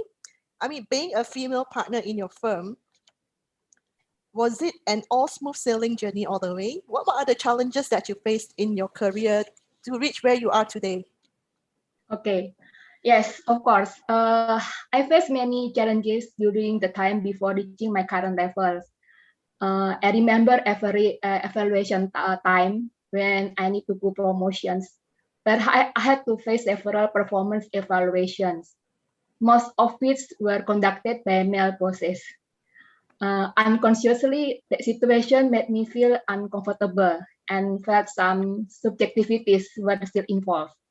But I am quite lucky as I grew up in the firm that emphasized the gender equality as well as ethnicity. With the thought that every individual is equal and also with the support of a good system in place, I can be treated fairly. Another challenge is when I find a client who has a culture that does not allow a woman to have a career, especially today when I become a partner and starting to do marketing. There are still many of Asian companies have this kind of narrow thinking. Here, I have to work very hard to earn their respect and attention by showing that even though I am a woman, with my knowledge and experience, I can provide solutions to problems faced by their company. So the point is, as long as we are willing to work hard and show that we can, be confident and positive thinking, those challenges will naturally be overcome. Yeah, I think one of the way for us to play our part is also to help others to shape their conversation around this agenda, to share successful story. And I think there are different levels that we can really play as individuals, as organizations, and as a profession. If I move on to the next question on organizations, maybe turning to Ibu Indah, as organizations are increasingly focusing on broader definition of success, we talk about the 3 Ps, purpose, profit, and people. Regulators and lenders are also paying greater emphasis on an ethical and sustainable lens in evaluating organizations. Obviously, every organizations, they are like on a journey. Some are towards the start and others further along. The journey can be at different stages of maturity towards a sustainable business. And innovation is strongly linked to diverse views and opinions that are representative of the customer base. So Ibu Indah, if a company wants to adopt and transform its business to a truly inclusive environment, how and where should it start? What are the favorable environment for an inclusive business? Yeah, thank you, Rachel. So I think there are several ways on how company can adopt inclusion for their business. Yeah, if you have heard about SDG Sustainable Development Goals that was issued in 2015, yeah, it's a continuation from MDGs. So you can use SDGs. So WBCSD developed SDGs Compass. So we can use that. I will explain it later. So, and second, the company can directly conduct stakeholder mapping. So now I would like to explain about the SDG Compass. So SDG Compass is a tool, it's a book actually guide, yeah, that can guide the company on how they can align their strategy as well as measure and manage their contribution to SDGs. So the book identify future business opportunities, enhancing the value of corporate sustainabilities, and also strengthening the stakeholder relation and stabilizing societies and markets. And the SDG Compass also help or encourage the company to define their priorities based on assessment, focusing on 3 broad actions. It mapped the value chain of the company to identify the impact areas and then select indicators and collect the data. I think this is very accountant, yeah. And lastly, define the priorities based on the data. And after that, the company should setting goals and integrating sustainability into the core business and governance and embedding sustainable development targets across all functions within the company. So second, through stakeholder mapping. The stakeholder mapping is important if the company wants to be a good corporate citizen. So the company should identify the issue concerning a particular facility of the stakeholders.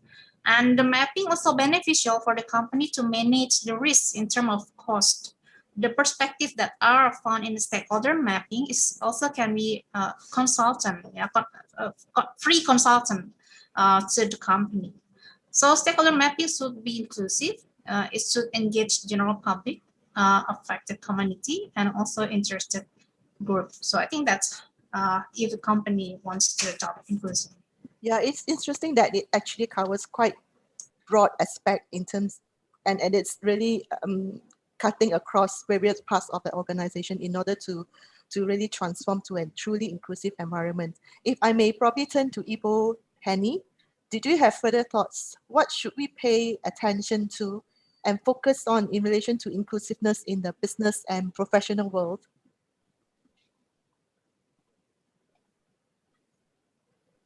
Ibu Henny? Okay, yes. In the business or professional world, a strong leadership commitment is needed to create an inclusive environment. The environment where the employees feel fully included, such as acknowledge individuals have unique and particular needs in the learning and work environments, respect its individual rights to express and present themselves relative to their religions, culture, ethnic, nationality, and gender identify.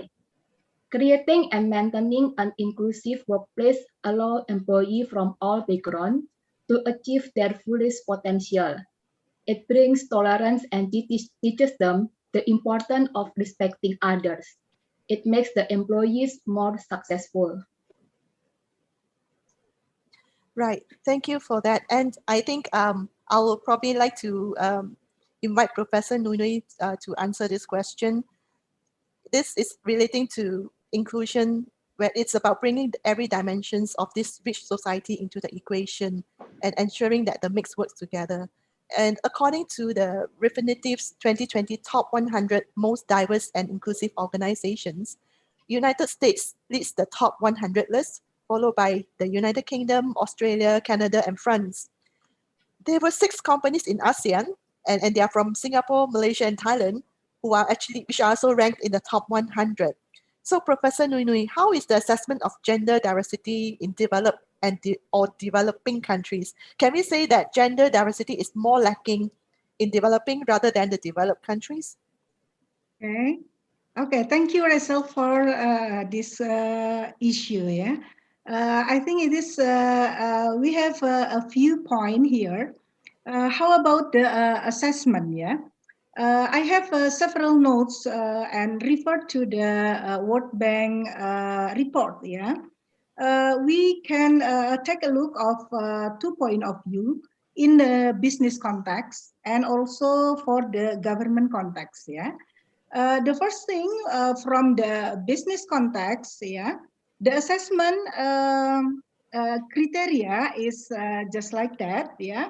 The first one, we can measure about gender representation on corporate board of director. And then the second, we can measure about the female employee recruitment. Then ratio of basic salary and remuneration of women compared to men. Then the fourth, ensure gender equity in labor legislation and workplace regulation. Then the fifth about women linkage with high growth sector and opportunities. And then we also can measure about the certification related to gender equality. Yeah. Then the seven, the use of gender impact assessment. So it is the view point of view from the business context. Yeah. It is about the assessment. And if we take a look from government context, it is more broader. Yeah. The criteria is about women participation in education, yeah. And then the second about women health condition, then protection for women, let's say. And then the fourth about the access to social protection and social assistance program for women. And then the participation of women in leadership and decision making. And also female labor force participation or women economic participation. And then about the social norm, yeah. So if we take a look for this point of view of this criteria, we can say that in general, yeah, the condition in the developed country, yeah, is better than in the developing countries. Yeah, looking at the criteria that we mentioned above. That's about the conclusion. Yeah, Rachel. Yeah. Thank you, Professor Nunui. In fact, I want to extend that further, talking about developed countries. I mean, moving closer to our shore, the ASEAN, the Association of Southeast Nations. I mean, with the motto, one vision, one identity, one community. And we know ASEAN is a region of different markets, varying economic developments and diverse culture. I mean, ASEAN's diversity is reflected in the colorful lives of its people. The people are greatly influenced by the region's rich history, diverse custom and traditions, religion beliefs, economic progress, innovation, and technology sophistication. Even languages, where various languages are spoken in the ASEAN, with each ASEAN country having their own official languages and wide-ranging lists of dialects. So, Dr. Escalator, you are the first and so far the only female president of the ASEAN Federation of Accountants. In your observation, what are some of the important characteristics required for aspiring leaders of the profession to take leadership role in a diverse region such as ASEAN? Yeah. Now, first of all, to be an AFA president, you have to be at the right place at the right time. You see, AFA leadership goes by the round-robin rule among the 10 regular member bodies. And because the term of an AFA president is 2 years, it will take 20 years before the presidency comes back to one member country. So what do we do in the meanwhile? Each member body must develop leaders who may become AFA president someday. And so we need a pool of strategic, transformational servant leaders whose personal vision is attuned to the AFA vision regardless of gender. So AFA leaders must know how to deal with people and understand their needs. Therefore, they must be not only high in IQ, but also in EQ. And the AFA leader must be aware of the development in ASEAN, more particularly the ASEAN MRA implementation and sustainability. So even if you are from PICPA, a leader in PICPA, you should be aware of what is happening in ASEAN. And right now, actually, we're having a conference on ASEAN. This is by the regulators, not by, well, in coordination with PICPA. And so I think all AFA leaders must have a personal vision that is aligned with the organization. And I would like to add, they must be good in strategic planning and operational planning, because you have only 2 years to finish your term. So you must be able to accomplish something for AFA. And we should be good motivators, influencers, and role models. Actually, if maybe I want to recall what happened when I started my term. There was a strategic planning that we did, and I was so lucky to have a facilitator from ACCA London, Miss Jasmine Lassen, together with Mr. Reza Ali and my good friend Lucia Real Martin. So it paved the way for the creation of 3 task forces on thought leadership, spouse development, and they are now called AFA working committees. Oki was executive director, and he is the one that is always there for sustainability on all these projects. Yeah, I mean, that is really spot on, Madam Estelita. In fact, I mean, being part of ASEAN, I always have heard of this very common tagline that my colleagues have been telling me, yeah, we are same, but we are not the same. So essentially, we comes from very diverse background, but I think what's most important really is for us to understand each other's background, our upbringing, appreciate differences, and actually accept differences in a respected environment. Thank you very much for that, Madam Estelita. Of course, moving next to Professor Nuni, coming back to you. Addressing diversity and inclusion at an organization level requires leadership from the top. Yet, if the leadership itself is not diverse and reflective of the customer base, then achieving this in the organization becomes even more challenging. When regulators have ensured that progress has been made in some components of board diversity through the use of targets, the move towards diverse boards continues to be relatively slow. So, Professor Nunui, the female role in board of directors have been subject to various governance research, I believe. How can we prove that having more females on the board will increase the performance of an entity? Okay, thank you, Rachel.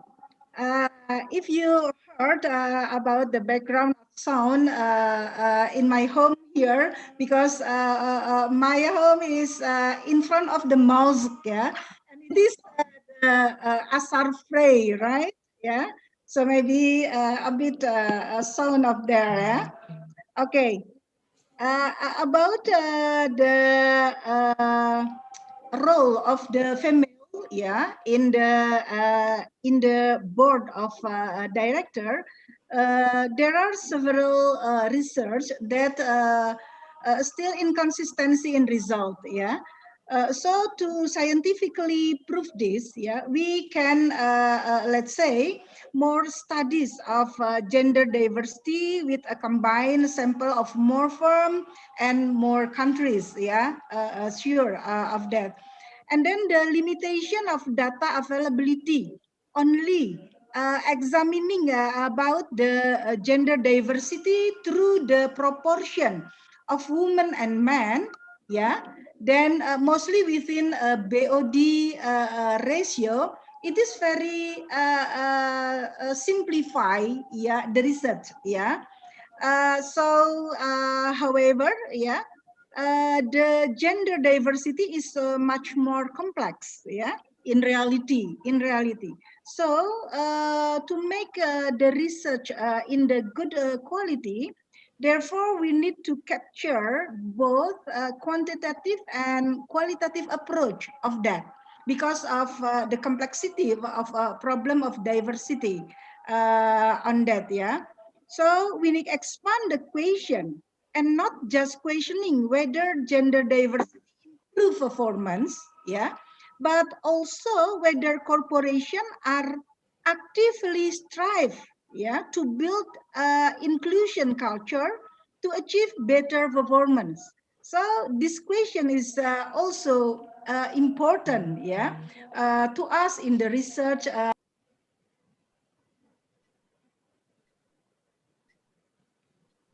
Sorry, Professor Nunui, I think we lost you.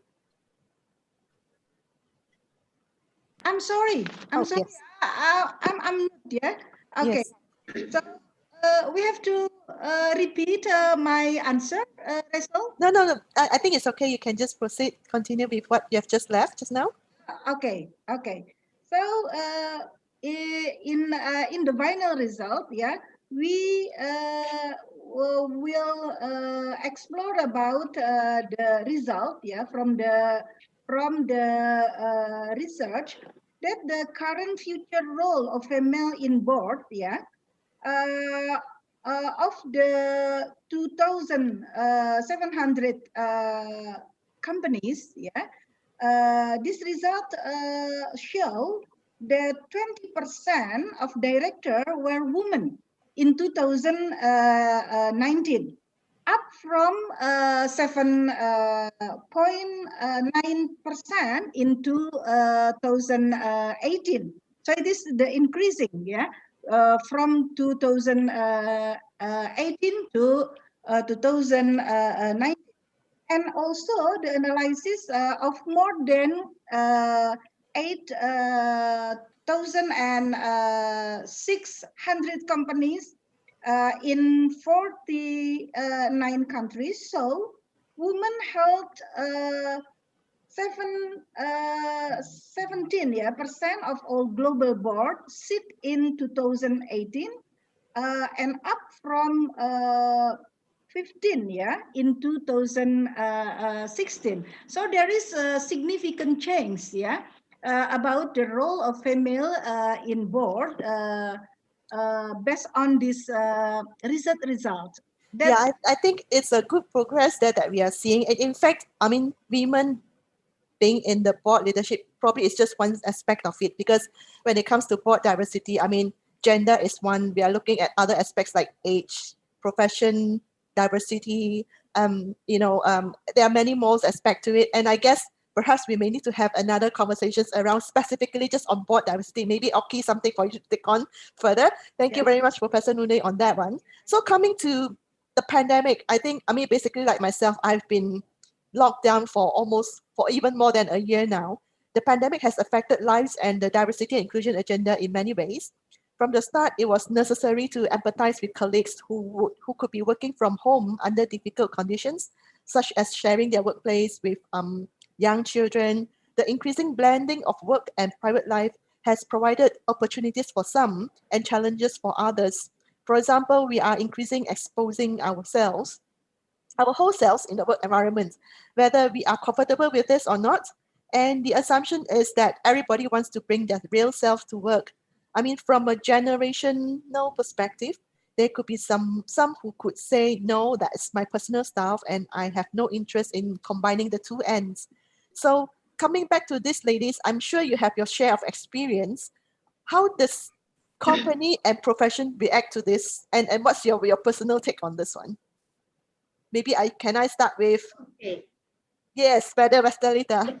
Okay. Under this new normal, because of the pandemic, men and women are now of equal footing, mostly wanting to work from home to avoid being exposed to COVID-19. Now, I was executive director of ICPA from July 1, 2020 to June 30, 2021, the height of the pandemic, and I operated remotely or virtually. So in my 365 days, I visited my office only about 9 times. See, but how did I supervise and deliver expectations? I had my own Zoom. At 8 o'clock in the morning, it's on. So I would meet my people, 8 to 5, anybody can come in. So I watched them from my home. And so we were able to do everything that we're supposed to do. And the same is true with our board of directors. This is the only board that was never able to meet face-to-face, but we were able to triple our accomplishments like the webinars. We were able to pass ISO 9001 2015 certification. We did that all remotely. And I think it is our flexibility and resiliency that help us in all this. Yeah, thank you so much. I mean, I can really share your sentiment as well, because I mean, since the pandemic, we have been conducting virtual meetings almost like every day. I think we just need to resort to what we have. And I think technology somehow has made a lot more engagement happens. I mean, despite not having the physical interaction, we are still able to interact and continue with business activities. So thank you so much for that, Madam. And members realize that they learned more on the CPDs because of this. All right, thank you so much. So moving on to probably Ibu Indah, what's your take on this? Yeah, I think most of IBCSD member consider safety first. Yeah, so I think most of them work from home unless they are working on essential sectors. So Indonesia Chamber of Commerce have their own protocol during pandemic. Not only Kadin, but I think some of business association also have their own protocol. They change the SOP adapting to the pandemic. For example, on approval, on payment, and so on. So I think we learn how to adopt in very quickly way, yeah. But I think we are success. So, but of course, we don't hope this pandemic lasts forever. So we hope everything back to normal. Yeah, I think one of the consolation we can take from the pandemic really is on technology acceleration. I guess companies, or even a very simple example, our members who are very senior, who may not be very receptive to technology, they are becoming more technology savvy now. So I guess that's one of the, or hopefully, I think the only consolation that we can take arising from the pandemic. Moving on to Ibu Henny, any share of your experience? Yes, same with Miss Estelita in Philippines. I think currently, especially in Jakarta, government already applied, we call it lockdown, ya, PPKM darurat, yeah, for Java and Bali Islands. So we must comply with the government's regulations. Even though our industry is exceptions because classified as finance, but we want to we want to mitigate the risk. So our office now decided to have a 100% work from home policy with the rule work system through ongoing communication with the engagement partner and in charge, as well as with clients via online, presence by per individual by filling the electronic attendance forms, daily kick-off for all divisions, including back office, to ensure that the work is properly planned and action points are monitored. Even though work from home, we should have a policy that work from home should not be an excuse for missing deadline, and we cannot compromise also for our quality of service either. Yeah, I suppose working from home, one of the aspects of mental health perhaps is one of the very important area that many organizations would probably have put in place proper support to help with the employees who have gone through this pandemic. So thank you very much for that. And moving on to Professor Nui Nui. Okay, Rachel. Yeah, I think it is quite same, yeah, with the other condition in Philippines, also in Jakarta, yeah. Ibu Henny said that any lockdown, yeah, over here also in Bandung city, yeah. So in university we are locked down in campus, and then work from home, and then this condition is very, challenging, yeah, and then accelerate faster, innovation in anything with the teaching process, and then also a connection between lecturer and a student, and then exchange faster. I think it is in the one side, it is very, challenging and good result, yeah, because we learn faster about anything in the technology information like that, yeah. So, but hopefully this condition will back, yeah, to the normal, and then we have the great lesson learned, yeah, from this pandemic to be better. Yeah, I think this pandemic is really a real test of agility, being able to react very swiftly to come to a agree. solution. Yeah, thank you so much on that one. So going back to Dr. Estelita, diversity can be reflected upon as the breadth of society that we live in. I mean, be that defined by a variety of categorizations, some of which may be visible, many of which are not visible. Could you share with us examples of significant progress made in Philippines in terms of diversity in the workforce, especially accountancy profession? Yeah, okay.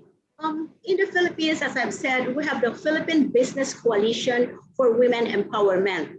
It is composed of influential businesses, giant and large corporations that are taking steps to improve gender equality in their own workplaces and even influencing their supply chains to also become better employers of women. SGB Ernst & Young, our largest auditing firm in the Philippines, is one of the founding members of this.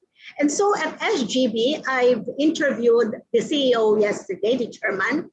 Diversity and inclusiveness is high in their agenda for the past years, and inclusiveness has been added to their core values starting a year or two ago. And SGB, I'm not promoting SGB, but I'm just really too impressed with what they're doing. It is the first professional firm in the Philippines to receive an EDS certification, the only one so far in the accountancy profession. What is EDS? EDGE, Economic Dividends for Gender Equality. And the EDS Certified Foundation, based in Switzerland, is here to create a world of equal opportunities for men and women. And SGB was audited and declared EDS certified in terms of representation, in terms of pay equity, effectiveness of policies and procedures to ensure equitable career flows. So I did a little research actually by calling some of the big and medium firms in our country on the ratio of women to men CPAs under their employ. And this is what I've discovered. At the entry level, there's no disparity at all, as all the firms are using the same common denominator in selecting employees: competence and skills, not gender, not religion, not cultural orientation. So the ratio I've gathered is 86% women versus 14, 68% versus 32, 61 versus 39, all in favor of women. And the lowest is 50-50. But in some firms, though, as they go up the corporate ladder, there's a decline in female representation. And I've noticed that in one firm, while the entry point is 50-50, the manager level becomes 35 versus 65 in favor of men. And partners, it became 25 versus 75 men. So this is where women really have to prove themselves that they are good in balancing career and family. It's really a big challenge, especially if you don't have an understanding and cooperative husband. So that's a difficulty. There's the challenge of starting a family, taking care of your children, and this have weighed down on women. So there's higher attrition amongst female population with less women making it to the top, actually. I mean, those are really very great examples, and we are actually seeing many bigger firms taking lead in terms of building inclusion and diversity into their organizational policies and strategies. I mean, one very good example that I've just recently heard of from my colleague is I think PwC UK, they are looking at committing to recruit a certain number of people, black people. So I think that is also one part of diversity that we are looking at. Yeah. So it's really encouraging. Exactly. So KPMG. Yeah, Same. It's really encouraging that we're seeing. The big firms actually are advocates of diversity and inclusivity. Yeah. So while we are on this conversation, I'll just need to check, ladies, whether there's any questions coming in from our audiences. So I would like to invite audiences to submit any questions that you have through the Q&A chat while the conversation is still ongoing. So if we move on to Professor Nui, yep. I mean, I understand Google recently launched diversity reporting. One of the reports showed gender diversity. And since 2018, certain UK companies with 250 or more employees, they need to publish data on their gender pay gap. So, Professor Nui, how is the possibility of ASEAN countries implementing diversity reporting? Do you see this happening at all? Yeah, okay. Yeah, Rachel, so for ASEAN countries, have published a sustainability report, which are becoming increasingly popular recently, So diversity is also included in the sustainability report, and I have here. Sorry, Professor. Okay. Okay. Yeah. Okay. Okay. So here is the content in the sustainability report, regarding the diversity, let's say diversity of a governance body of employees. And then ratio of basic salary and remuneration of women compared to men, and also about new employee recruitment based on gender, maternity leave, and then hours of training per year per employee based on gender, etc. So there is including in the sustainability report. So it is quite challenging in any company to report this one. And another report also, let's say about certification related to gender equality. As we know, as age certification can also be used, as reporting about the diversity and inclusion. So, but I have the note for this implementation issue is that to ensure the wide implementation of diversity reporting, it needs to be regulated, Rachel. Let's say, for example, mandatory reporting for publicly listed corporation. So if it is still voluntary, maybe the implementation is not running well. So in the future, maybe the mandatory reporting like that is oblique to the corporation. I suppose I suppose the reporting can be rather complex, as in it may not necessarily be confined to just financial measures, tangible measures. It could probably involve a lot more qualitative information, such as tone at the top, culture of an organization, and so on and so forth.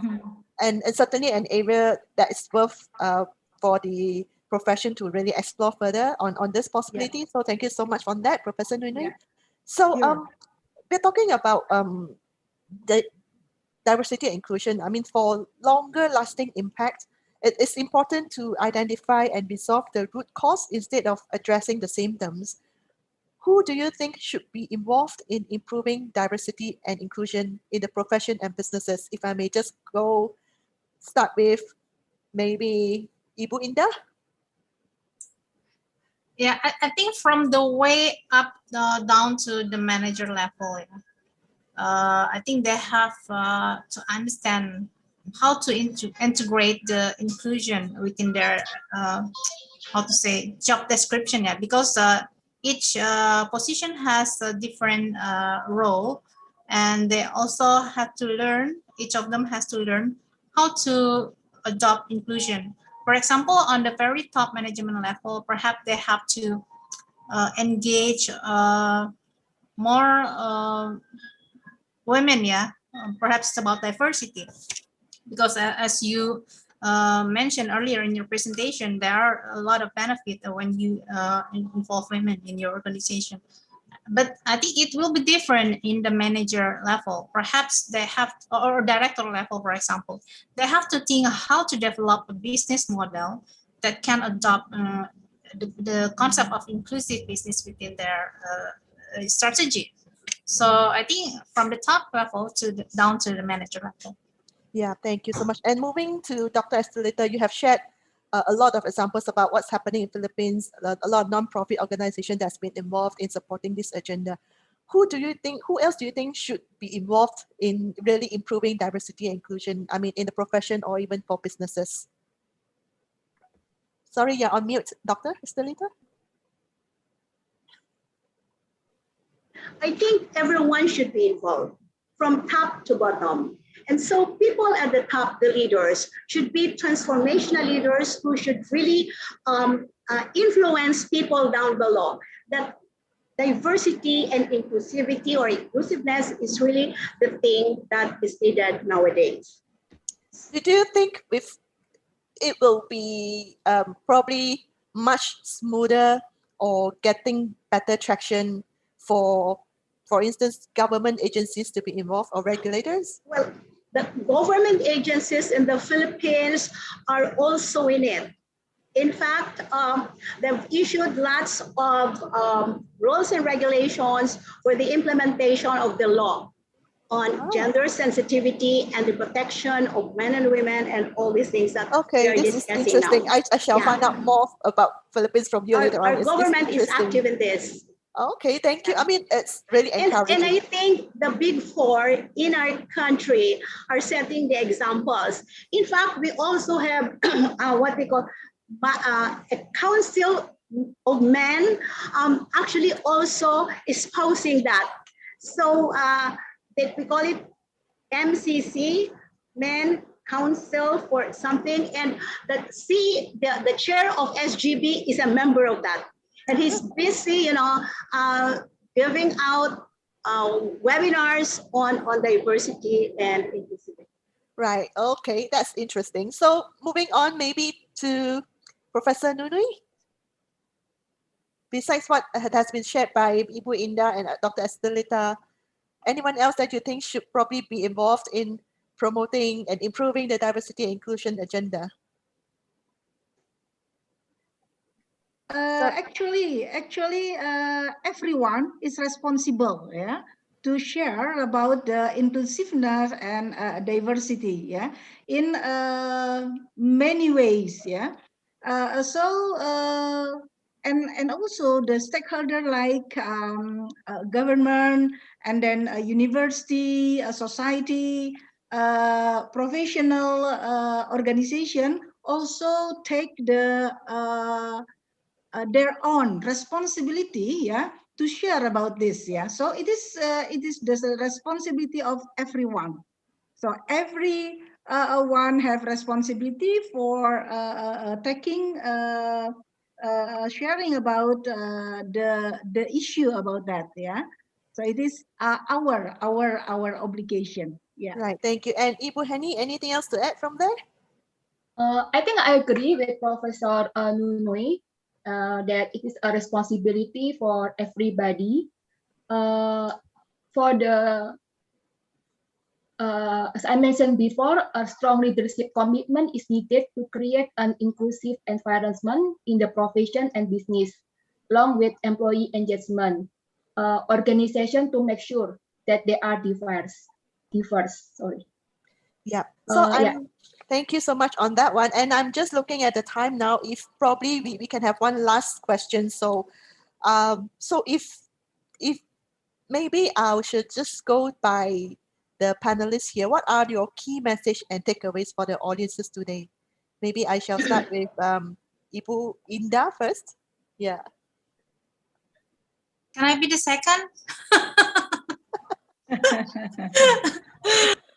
Okay, so faster better, yeah. So perhaps my last message, So I think inclusion is actually about helping each other, not only local community but also the company itself in the perspective of sustainable business. So I think if everyone understands the concept, I think everyone can get benefit from the implementation of inclusive business. Right. Thank you so much. Moving on to Madam Estelita. Okay. Key takeaways for the audience? My advice to everyone, at whatever level you are now, whether you're rank and file, managers, partners, CEOs, or even students, let's remember that for us to succeed individually and collectively, We must not focus on ourselves alone, but we should be people-oriented, regardless of gender and ethnicity. So we can develop ourselves to be transformational leaders in our own informal small groups, in our firm or company, in our profession, by being role models, motivators, influencers, mentors to achieve our common mission, goals, and objectives for the common good. So this will be a better world to live in. Thank you so much. Wise words, madam. And moving on to Professor Nunui. Yeah, my message for the audience is in the future, there will be compulsory for all companies to implement inclusion and diversity. Raise the awareness now and start by thinking wide and open. Openness is the key to accept that there are no dominance in every aspect of our living. We are together in this world. That is why we need to make the world better with cooperation across gender, race, religion, and community. So it's my message. Thank you very much. Thank you, Professor. And finally, Ibu Henny.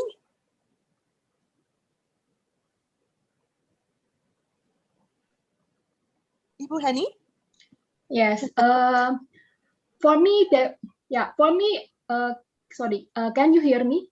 Yes, clearly? yes, we can hear you. Okay. So sorry for the signal. So for me, diversity and inclusion is more than just a policy or a program. So fair companies go above and beyond their competitor by respecting the unique needs, perspective, and potential of all their employees. This can create a sense of belonging. As a result, a diverse and inclusive workplace earn deeper trust and gain more commitment from their employee. So from my perspective, so people don't debate about the differences, but concentrate more on the quality of work for the business and professional world. Yeah, thank you so much, ladies. And it's really a great pleasure for me to be moderating this session. I personally learned a lot from all of you. So thank you so much for your sharing. And I think we are now 10 minutes to the conclusion of this session, and I'm just looking at the Q&A, whether there's any questions that's coming in. I think there's this question from Danny Septiadi. Just to read that out. Accounting world must adapt to recent condition, especially measurement of performance in financial reports. This extraordinary condition have affected entities going concern, so standards must be adjusted. And I suppose we also may probably look at I believe this question relates to reporting as well, as in whether reporting on diversity and inclusion is an area that we probably will need to explore further, given the situation, the pandemic, the impact that it has, and how would that also result in further further discussion around improvements in the reporting session. So with that, thank you, ladies. I wish you all the best and keep safe. And I shall now hand the session back to the host, Pak Oki. Yes, thank Rachel, Estelita, Professor Noi, Ibu Henny, and Ibu Indah for that excellent and inspiring great messages as well in your final key takeout. And I think all of us are pleased to see some positive progress and observations as you on this important issue. It's also important for us to continue building on this awareness and also share our understanding on this issue with the accountants in our states. I think we also continue to preach the message that our profession is inclusive, diverse, and also provide a fair and equal opportunity for those with the aspiration to be an accountant. So thank you for that sharing, ladies. Rachel, if I may, I'm also looking at the question the question that you mentioned in A. So just to reiterate that question, so accounting world must adapt to recent conditions, especially performance in financial report is Sorry, Oki, you are breaking up. You should have threat as going concern, so this try to understand. Oki, I think we lost him. Oh, can you hear me now, Oh, Rachel? yeah. Yes. Okay, Can we you can hear me, now. Rachel? It's still breaking up slightly, but it's better. Yeah, sorry about that.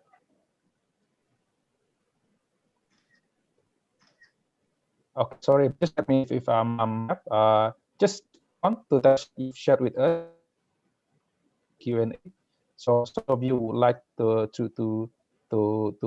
watch a recording of our previous webinar on this, actually, on the future of the future of reporting framework, especially looking at reporting non-financial information webinar on this, and we had a recording of this as well in our Facebook page, our Facebook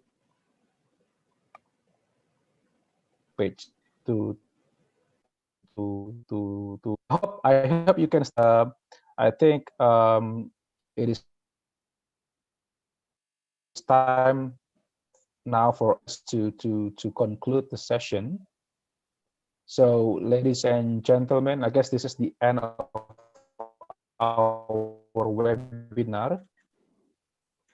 Just a couple of things. So one is please do not forget our survey that will pop up after you leave our co-organizers, ACCA and IAI. I would like to once again thank our moderator, speakers, and panelists for their excellent sharing this afternoon, and also our appreciation to all of you, our audience, for your participation in this webinar. So I look forward to, again, welcoming you at our next event. So with that, my name is Oki Pratama. Stay safe and take care. So thank you, everyone. Thank you.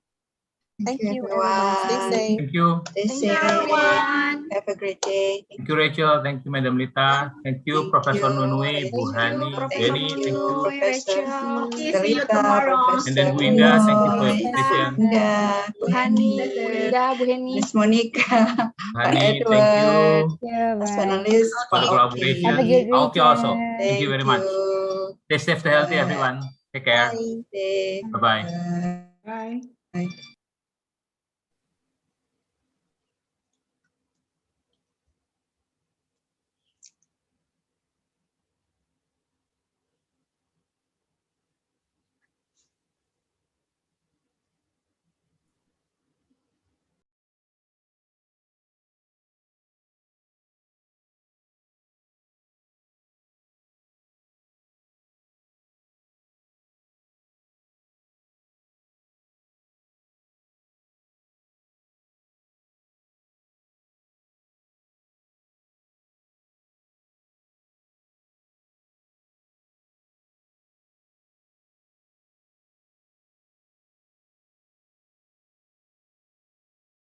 menggelar AFA secara virtual.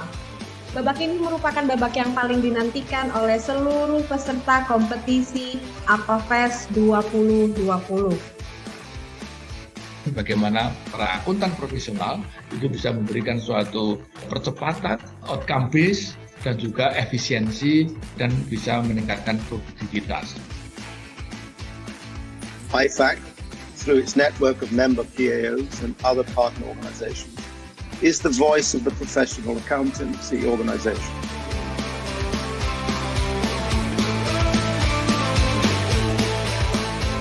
Berharap seluruh profesi akuntansi memiliki ikrar untuk terus meningkatkan profesionalitas, kompetensi, dan integritasnya.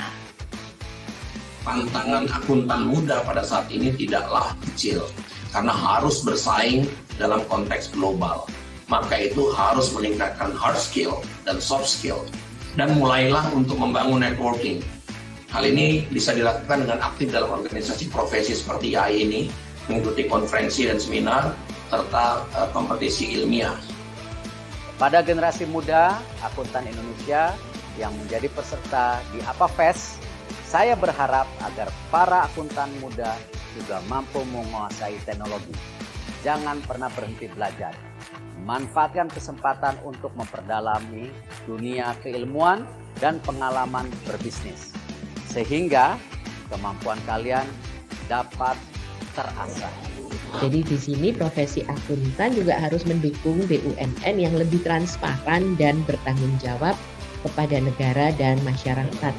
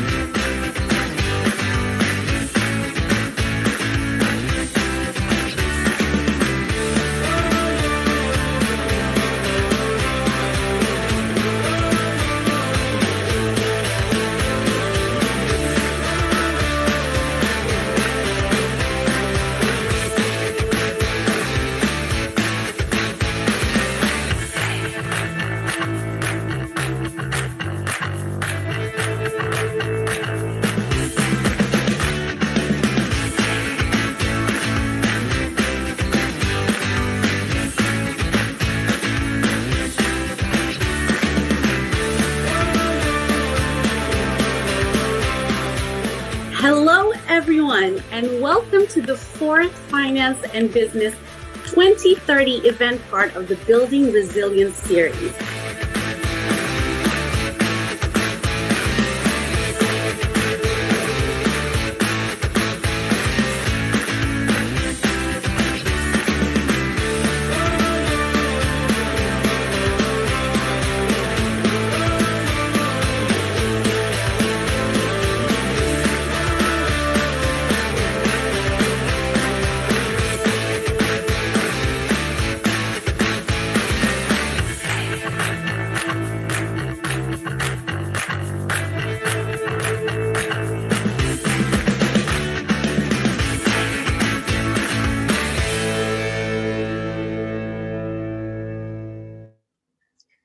Baik, Bapak dan Ibu, terima kasih telah berpartisipasi dalam join webinar IAI, ACCA, dan AFA.